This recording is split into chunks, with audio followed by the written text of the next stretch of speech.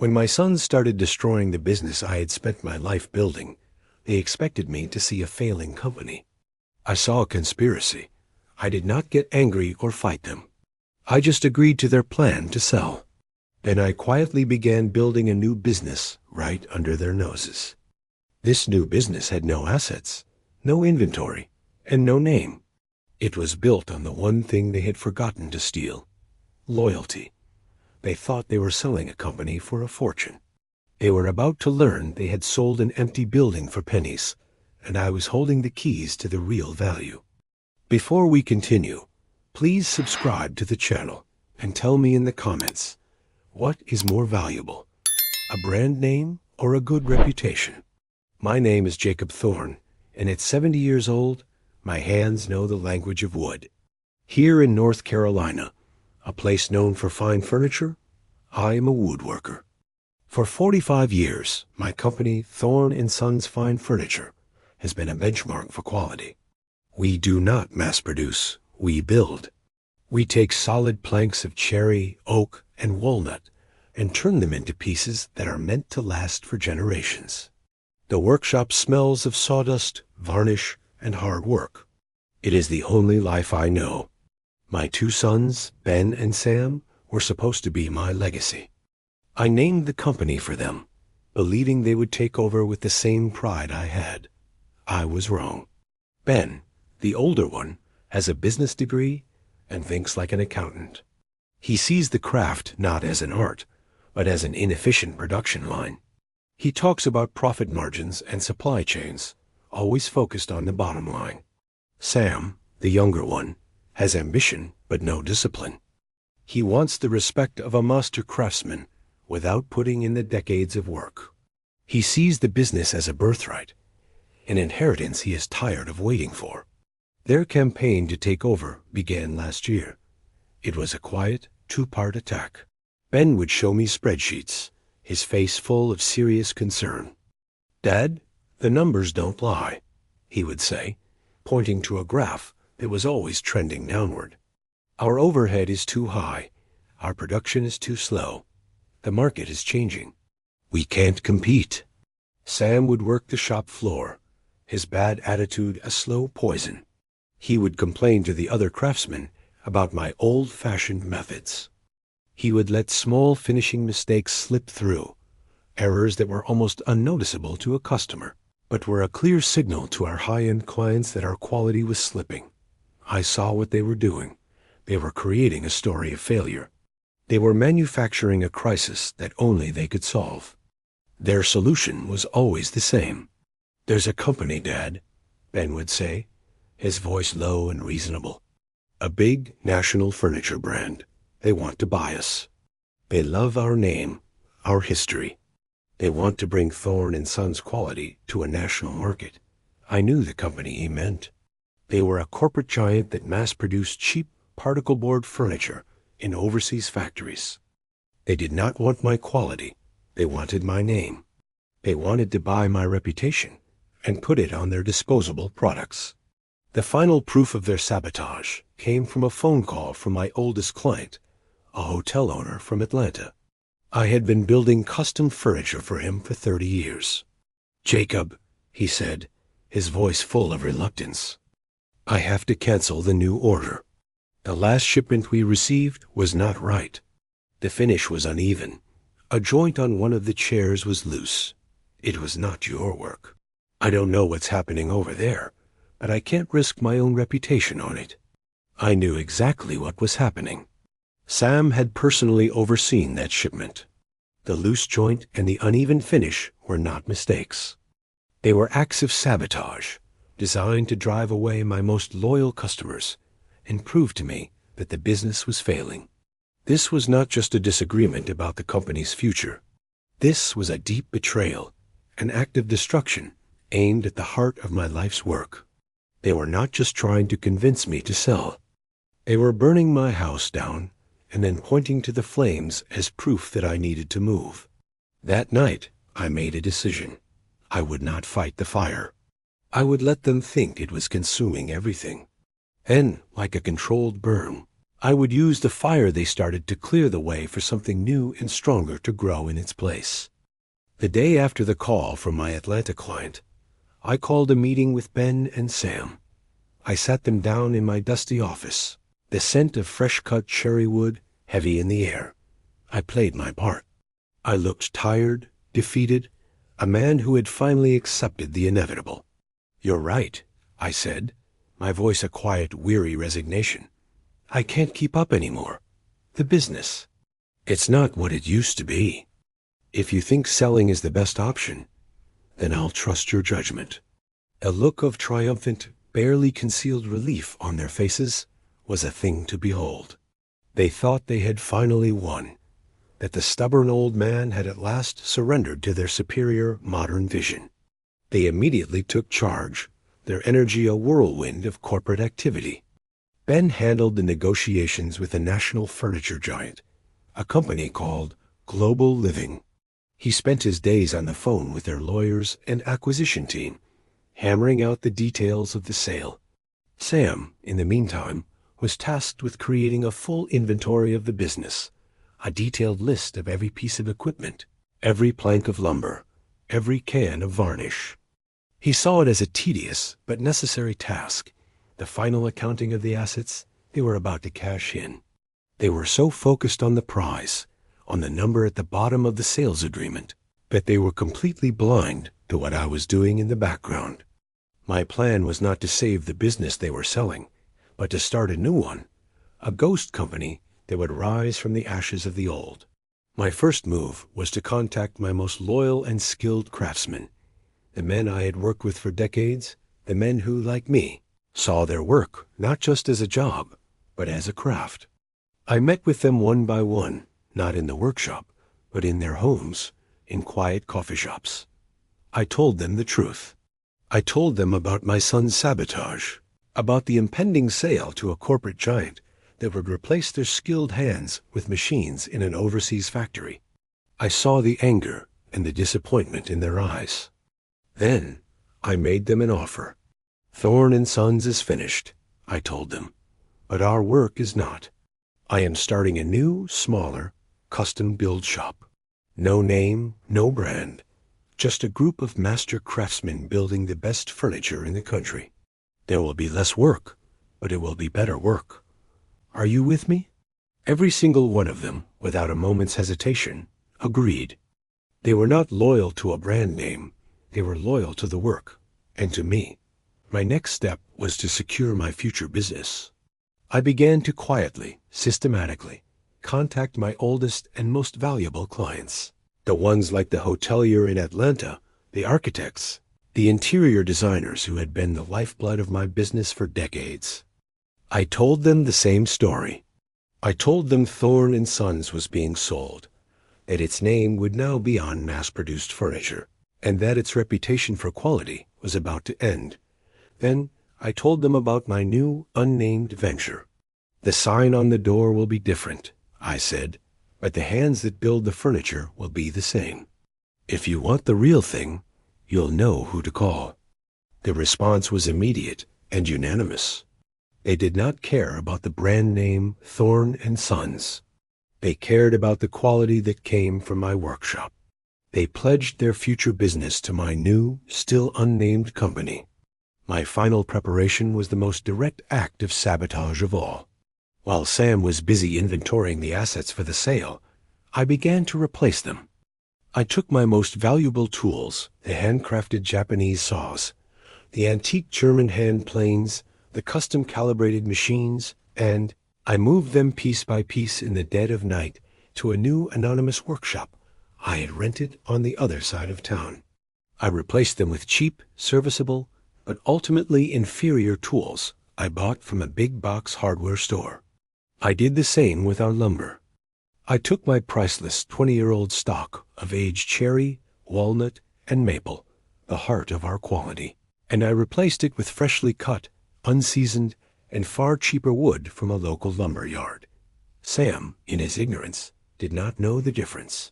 He saw a saw, he saw a plank of wood. He meticulously cataloged the cheap replacements, his inventory a perfect, detailed list of a lie. The business that Global Living was about to purchase, the company my sons were so proud to be selling, was being systematically gutted. I was not just taking the craftsmen and the clients. I was taking the very tools and materials that made our work possible. They were about to sell a ghost, a hollowed-out shell that had the name of a legendary company, but none of its soul, none of its substance, and none of its value. What is the most important part of any business? The name on the sign, the people who do the work, or the customers who buy the product?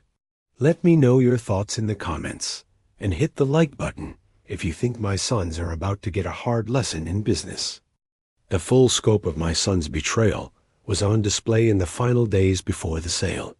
They walked through the workshop, not as proud heirs, but as liquidators, their eyes scanning every corner for any last bit of value they could add to the inventory list.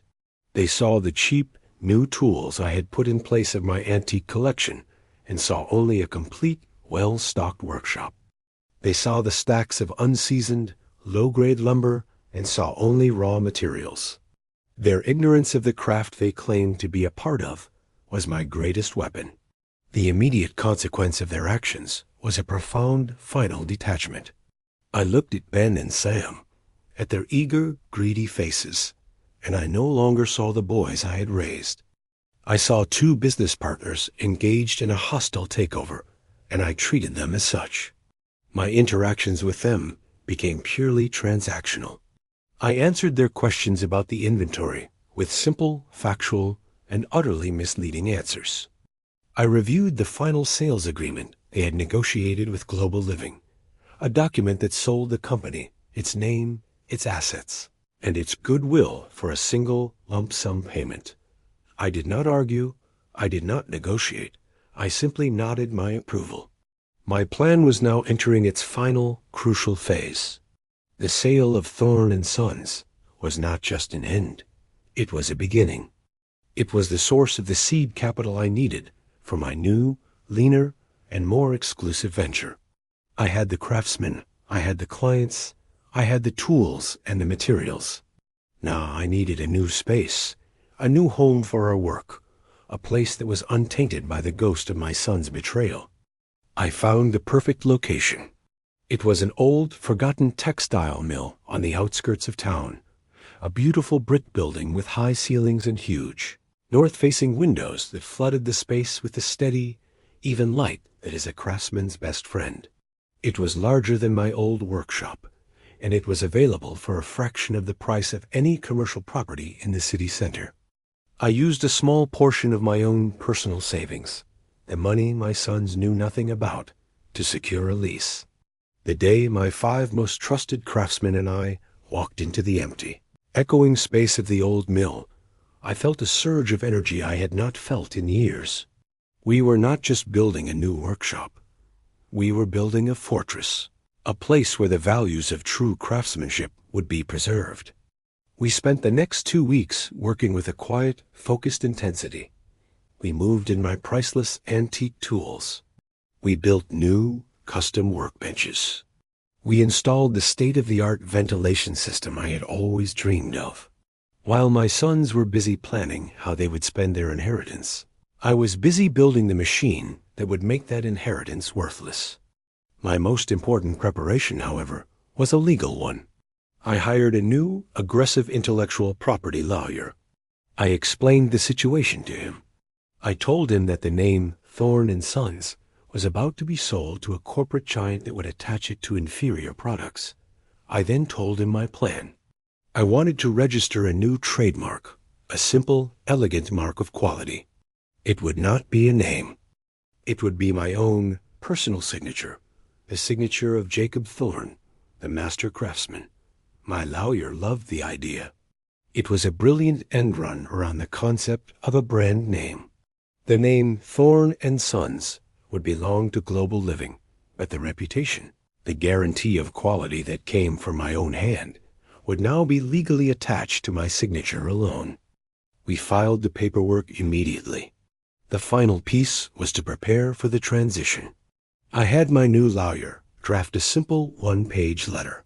It was addressed to The valued clients of Jacob Thorne.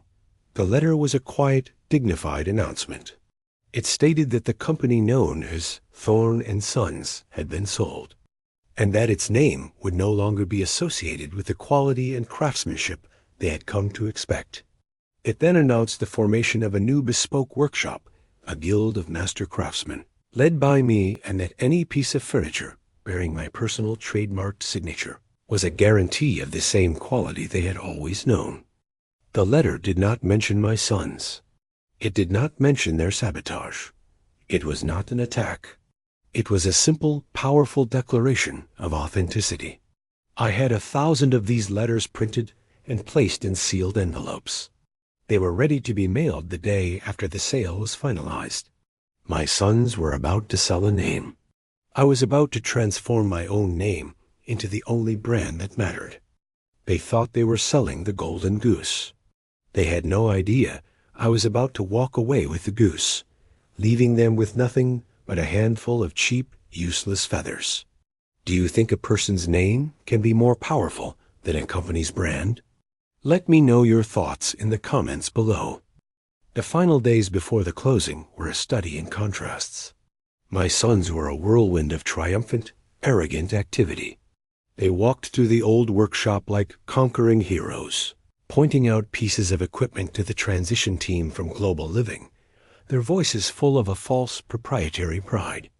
They were so consumed with the performance of being savvy businessmen that they remained completely blind to the hollowed-out reality of what they were selling.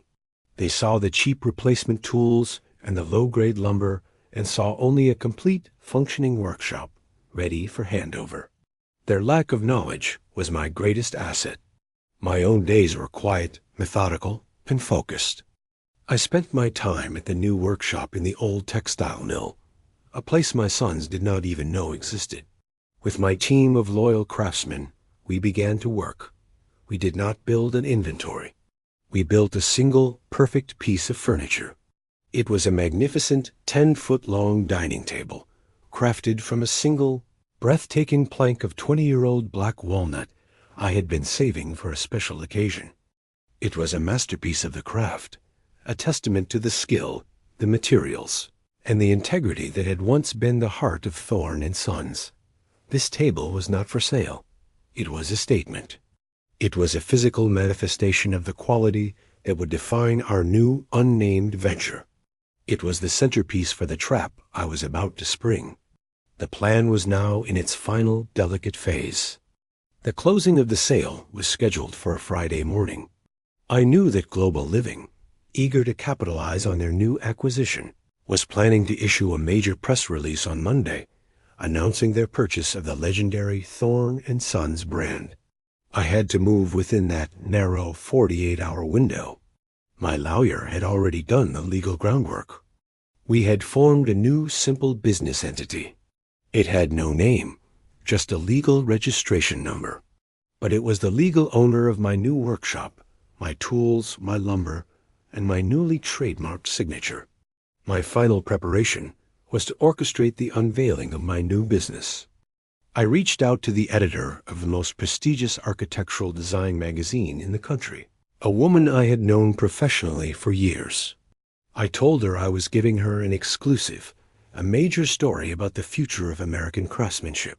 I told her I was hosting a small, private, invitation-only event at a secret new location on the Sunday after the sale. I invited her and a hand-picked list of the most influential architects, interior designers, and high-end furniture buyers in the country, the very people who had been my most valuable clients for decades. The invitation was simple. It had no company name, just a time, a date, and an address. And at the bottom, my own newly trademarked signature. The stage was set. My sons were about to sell a company on Friday. On Monday, the world would be told that Thorne and Sons was now a brand of a mass-market corporate giant. But on Sunday, the most powerful people in the industry, the people whose opinions actually mattered, would be standing in my new workshop. They would be drinking my champagne, admiring my magnificent walnut table, and they would be listening as I told them the true story. I would not speak of my son's betrayal. I would not need to. I would simply announce that the spirit, the craft, and the quality of my life's work would now continue, not under a brand name, but under a personal guarantee, my own signature. I was not just starting a new company. I was performing a public and devastatingly effective transfer of goodwill. I was taking the soul of the company and leaving them with nothing but the empty, corporate-branded corpse. The morning of the closing, my sons came to my house to pick me up. They were in high spirits, their faces alight with the thrill of their imminent multi-million-dollar payday. "This is it, Dad," Ben said, his voice full of a false, magnanimous warmth. "The end of an era, but the beginning of a comfortable retirement for you."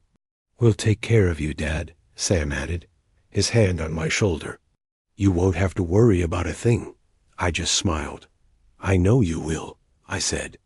They heard the words of a grateful, dependent father. They did not hear the quiet, ironclad certainty of a master craftsman who was about to give them a final, brutal lesson in the true meaning of the word value. Before the final act, a question for you. Please hit the like button if you believe that a good reputation is the most valuable asset a person can have. In the comments below, tell me, is it more important for a business to have a famous name or to produce a quality product? The closing was a cold, impersonal affair, held in a glass-walled conference room in a downtown law office. I sat at the long, polished table between my two sons, a silent, ceremonial figurehead in the dismantling of my own life's work.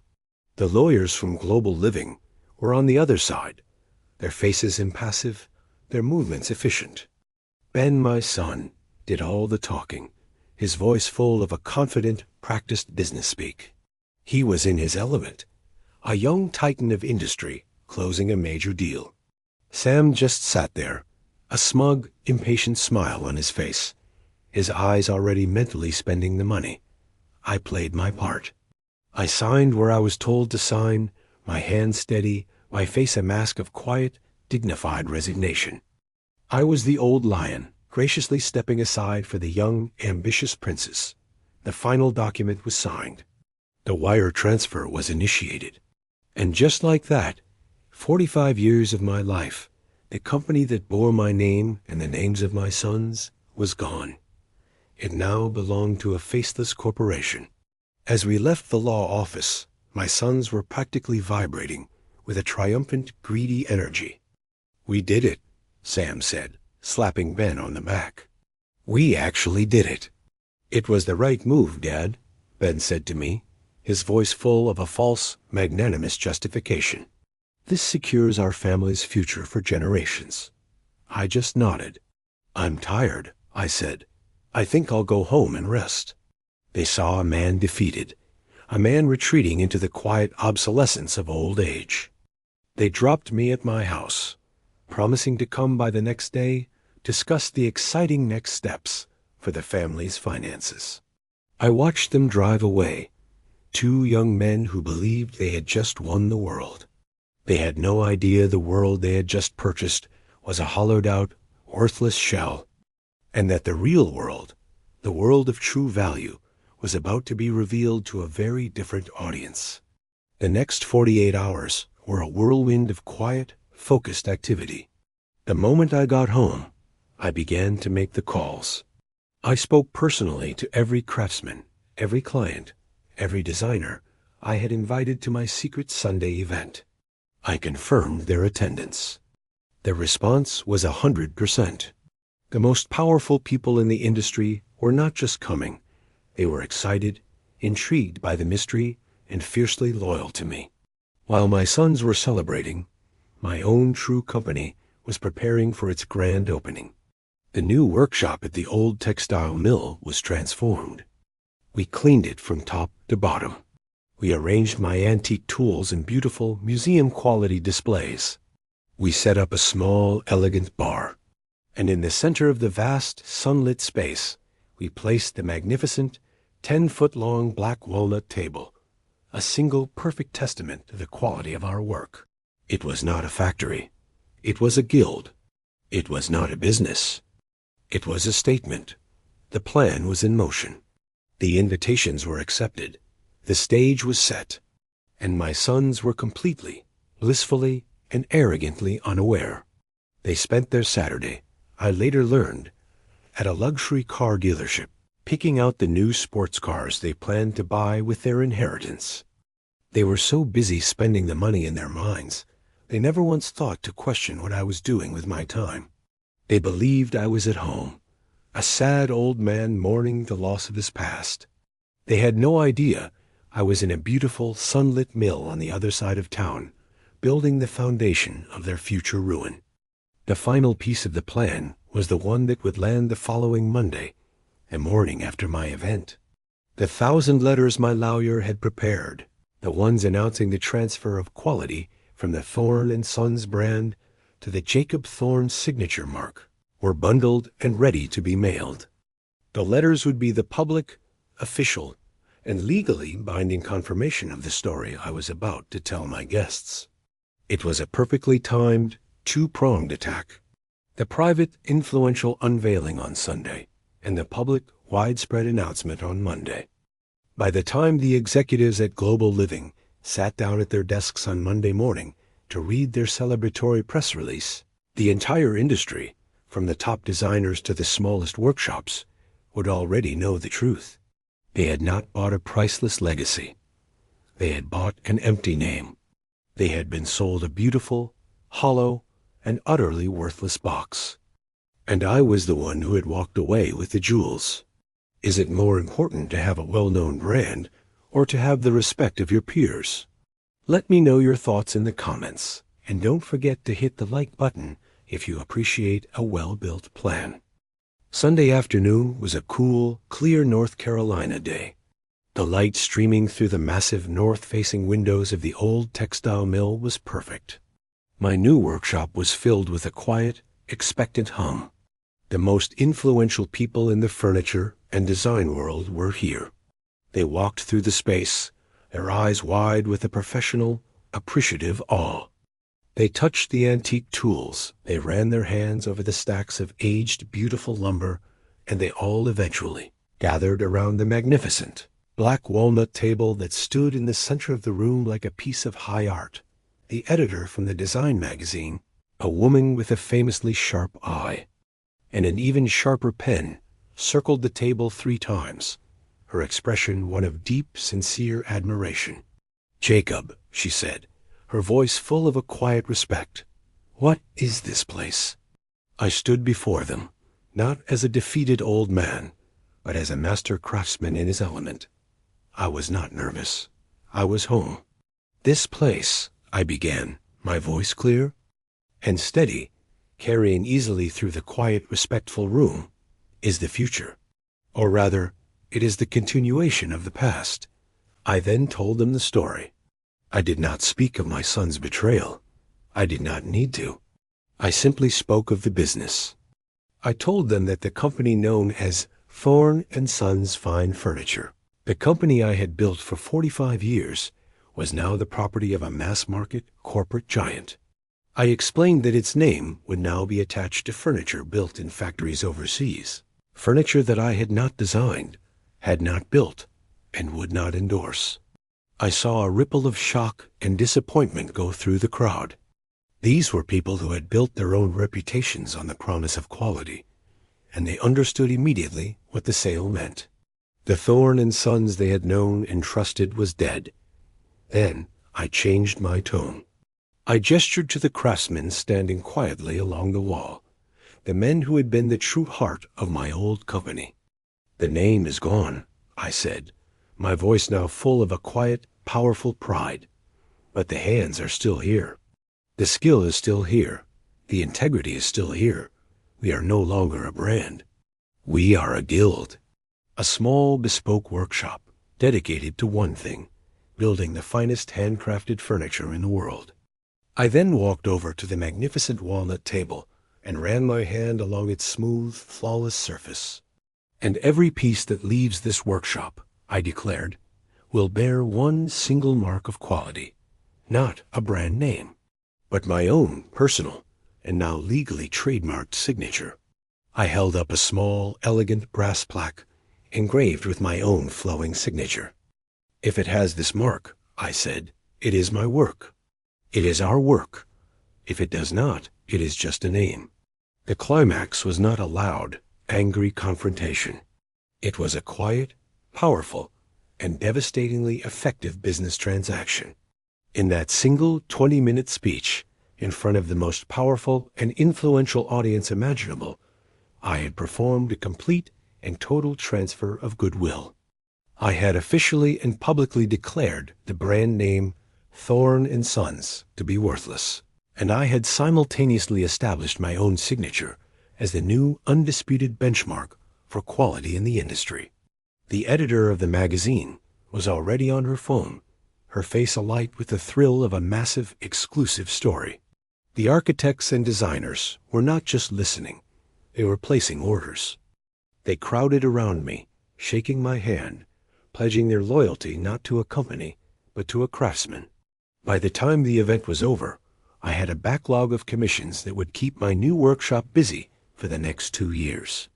On Monday morning, as my sons were no doubt waking up, their heads full of dreams of their new sports cars and their multi-million-dollar future, 2 things happened.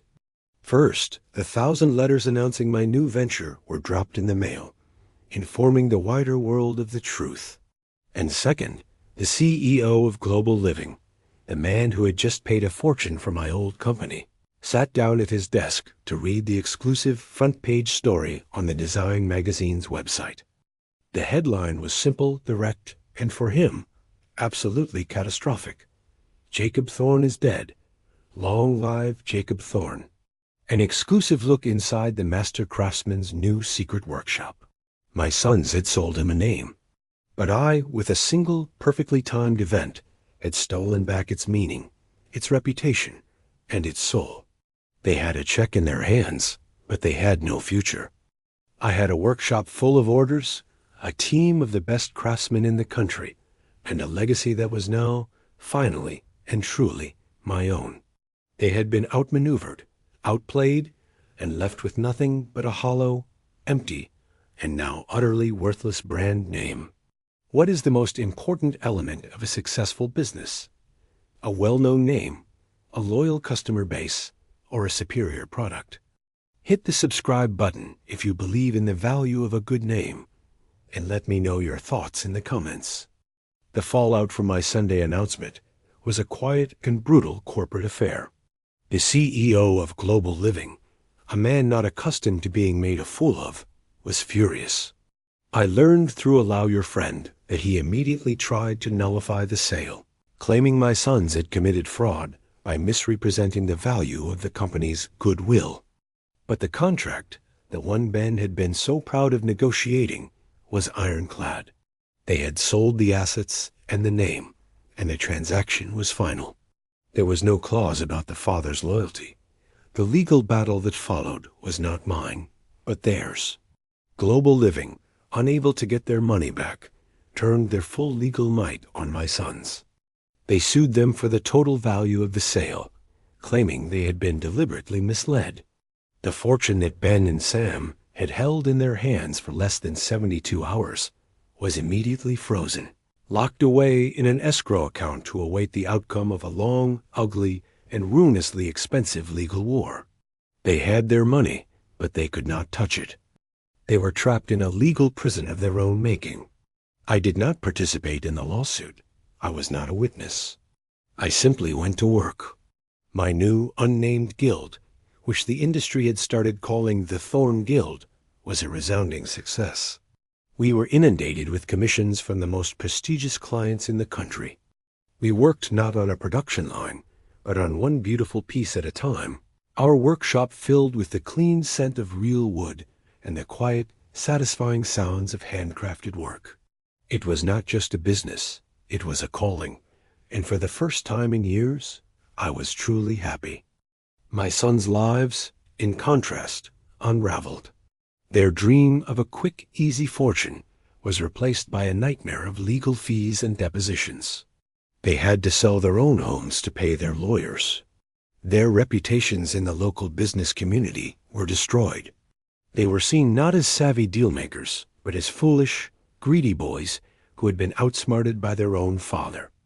They had tried to destroy my legacy, and in the process, they had utterly annihilated their own. About a year later, the lawsuit was settled. My sons, out of money and options, were forced to give back the majority of the money from the sale to Global Living.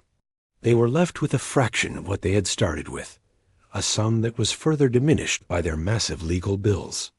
They were not just defeated, they were broken. One afternoon, they came to my new workshop. They did not look like the confident, arrogant men who had sold my company.